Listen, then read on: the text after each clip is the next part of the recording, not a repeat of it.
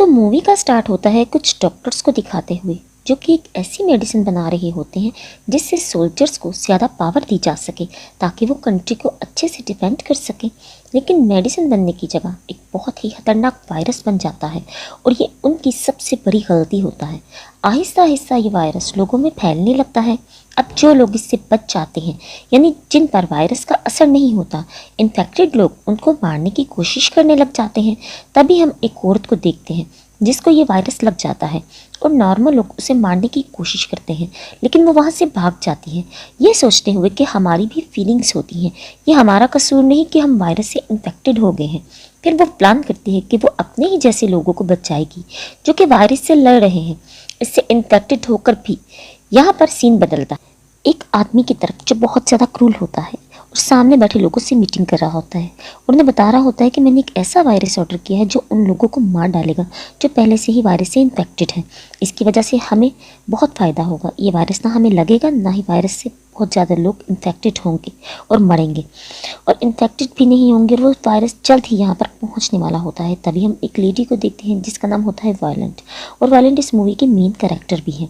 वो एक जगह पर उस वायरस को लेने जाती है, लेकिन उससे पहले उसका आइडेंटिफिकेशन टेस्ट ज़रूरी होता है।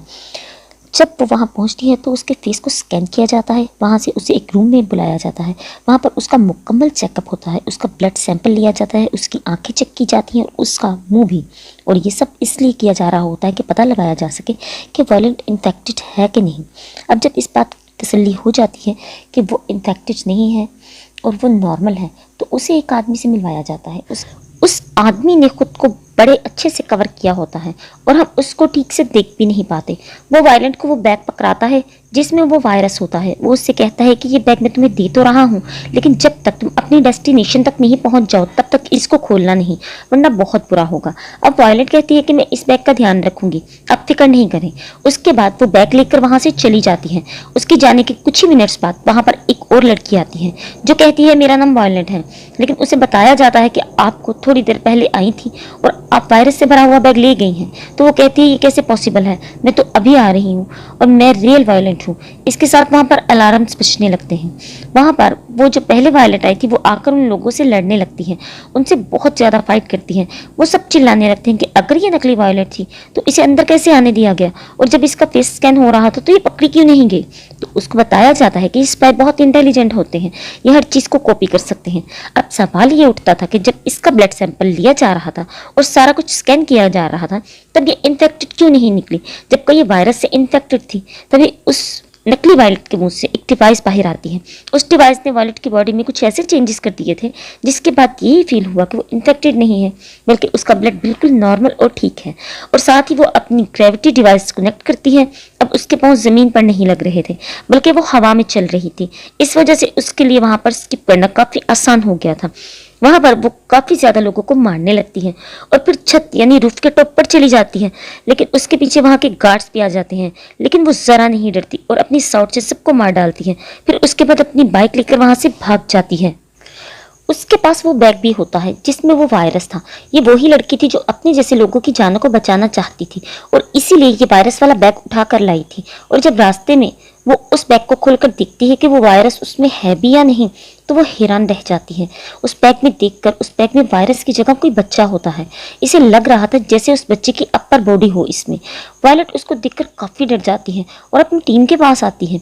उसको टीम का मेंबर कहता है कि उन लोगों ने एक चाल चली है, इस बैग में वायरस नहीं था, ये एक बच्चा ही है जिसको यूज़ करके ये हमारे अगेंस्ट चलेंगे और हमें मारेंगे, क्योंकि इस बच्चे से वो एंटीडोज बनाएंगे जो हम पर यूज़ करेंगे। और तुम्हें क्या लगता है कि उसके बाद हम जिंदा रह सकेंगे? इसके बाद हमें इस बच्चे को ही ख़त्म करना होगा। तो वायलेट कहती है कि तुम लोग बच्चे को कैसे मार सकते हो।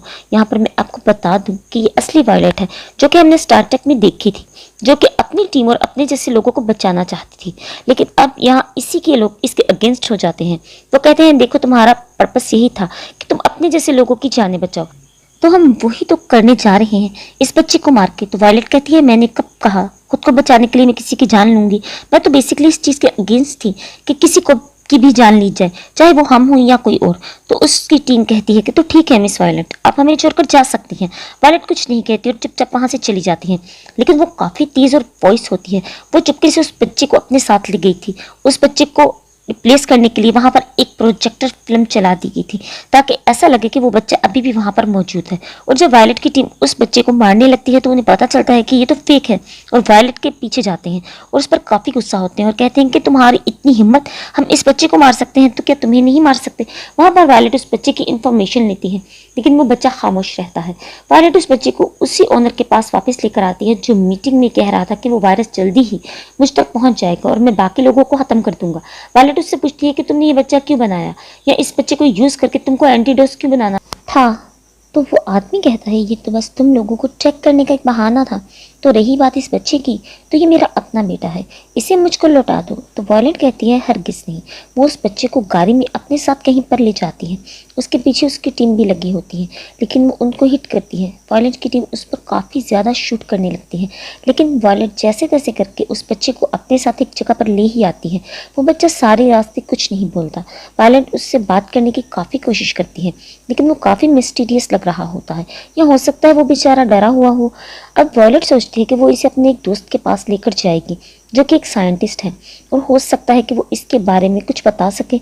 अब वो साइंटिस्ट इस बच्चे का ब्लड सैंपल लेता है, तो जब इस बच्चे के ब्लड सैंपल की रिपोर्ट सामने आती है तो वो लोग हैरान रह जाते हैं, क्योंकि ये बच्चा वायरस को क्योर करने के लिए नहीं था, और ना ही इसकी बॉडी में कोई ऐसा एंटीडोज था जिसको यूज़ करके वायरस को क्योर किया जा सके, यानी इन्फेक्टेड लोगों को ठीक किया जा सके। बेसिकली इस बच्चे के फादर ने, यानी उस कंपनी के ओनर ने, इस बच्चे में एक ऐसी चीज़ डाल दी थी जो कि नॉर्मल लोगों में डालकर उन्हें इन्फेक्टेड किया जाए, यानी उसने अपने ही बेटे को यूज़ किया दूसरे लोगों को इन्फेक्टेड करने के लिए। लेकिन अब उसका ये प्लान बीच में ही रह गया।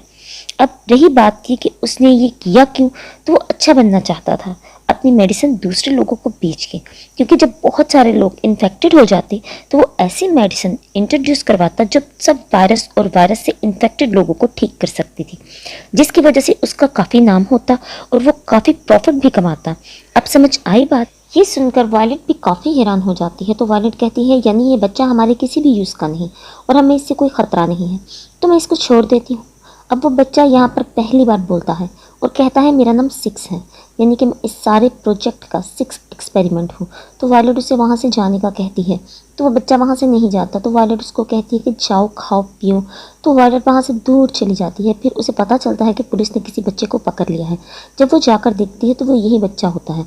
तो वायलेट सोचती है कि अगर मैंने इसे खुद से दूर किया तो पुलिस इसे पकड़ कर ले जाएगी और वो इसे मार डालेंगे। जब इन्हें इसकी सारी स्टोरी का पता चलेगा तो कुछ भी हो सकता है। मुझे इस बच्चे को सेफ रखना होगा, आखिर मुझ में भी इंसानियत भी बाकी है। लेकिन जैसे ही वायलेट आगे बढ़ती है तो उस बच्चे को अपने साथ ले जाए उससे पहले ही वायलेट की टीम का वही मैनेजर आता है जो कि उस बच्चे को मारना चाहता था। उसकी टीम उस बच्चे को किडनैप करके अपने साथ ले जाती है और कहते हैं जल्द ही हम इस बच्चे का खात्मा कर देंगे। अब वायलेट की टीम मेंबर उस बच्चे को फांसी देने के लिए उस बच्चे के गले में रस्सी डालकर उसको लटका देते हैं, लेकिन वो बच्चा बहुत ज़्यादा बाइस होता है जो अपना जूता उतार कर नीचे फेंकता है ताकि वायलेट को अंदाज़ा हो सके कि वो जूता कितने सेकंड में नीचे जाता है।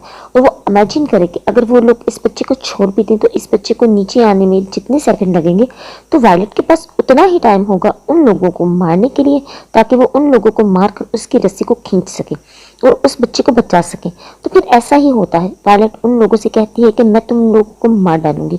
तो वो लोग कहते हैं कि अगर हमें मारोगी तो इस बच्चे को भी कोई नहीं बचा पाएगा, हम इसकी रस्सी को छोड़ देंगे। अब वायलेट को पता होता है कि मैं इस बच्चे को बचा लूंगी, तो वो कहती है अच्छा ठीक है, कोई मसला नहीं, छोड़ दो इस बच्चे की रस्सी को। फिर वो लोग ऐसा ही करते हैं। तभी वायलेट काफ़ी तेज़ी और ध्यान से उन सबको मार डालती है और अपनी साउट का परफेक्टली यूज़ करती है। यहाँ पर सारे लोग मारे जाते हैं। फिर वायलेट जल्दी से उसी टाइम के अंदर ही उस बच्चे की रस्सी पकड़ लेती है, जिससे वो बच्चा बच जाता है। अब वायलेट वहाँ से कॉल करती है उस आदमी को जो इस बच्चे का फादर होता है। वायलेट उसे कहती है कि मैं इस बच्चे को लेकर आ रही हूँ, तो मुझे अपनी लोकेशन बताओ। अब वो आदमी उसे अपनी लोकेशन बताता है। वायलेट वहाँ पर जाती है, मगर वहाँ पर काफ़ी सिक्योरिटी होती है, मगर वायलेट उन सबको देखकर नहीं डरती। वायलेट अपनी साउट निकाल कर कहती है कि मैं लड़ूंगी और उन सब से जो मुझसे लड़ना चाहते हैं। तो वो आदमी कहता है कि तुम इन सब से लड़ोगी, कितनी मासूम हो तुम। अब साथ ही वहाँ के लोग वायलेट पर फायरिंग करना शुरू हो जाते हैं और उसकी गाड़ी को तबाह कर देते हैं। अब जब वो कंपनी ओनर आगे बढ़ता है वायलेट पर अटैक करने के लिए तो उसे पता चलता है कि ये असली वायलेट है ही नहीं, ये उसका रिफ्लेक्शन है जो कि एक प्रोजेक्टर के थ्रू यहाँ पर लाया गया था। उससे काफ़ी गुस्सा आता है। अब वो कंपनी ओनर स्कैन करने लगता है कि आखिर ये बच्चा होगा कहाँ। क्योंकि उसने उस बच्चे के अंदर एक डिवाइस लगाई होती है जिससे बच्चे की लोकेशन का पता चल सकता था।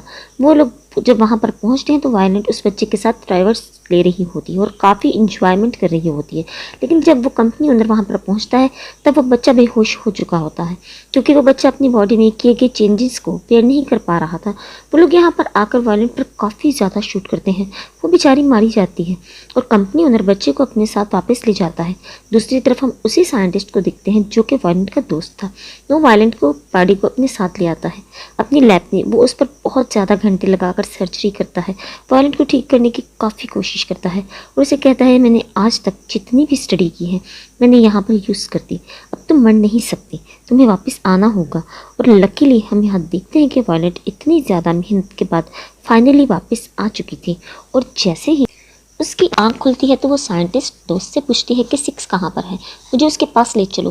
तो उसका दोस्त उसे कहता है कि अगर मैं तुम्हें एक सजेशन दूँ तो तुम अकेले उनसे लड़ तो नहीं सकती और ना ही वो बच्चा तुम्हारा कुछ लगता है, तो तुम छोड़ दो उसको, सिर्फ अपनी जान की परवाह करो। तो वायलेट कहती है नहीं है मुझे अपनी जान की परवाह, मुझे उस बच्चे को बचाना है, तुम्हारे पास जितने भी वेपन्स हैं मुझे दो, मैं वहाँ जा रही हूँ।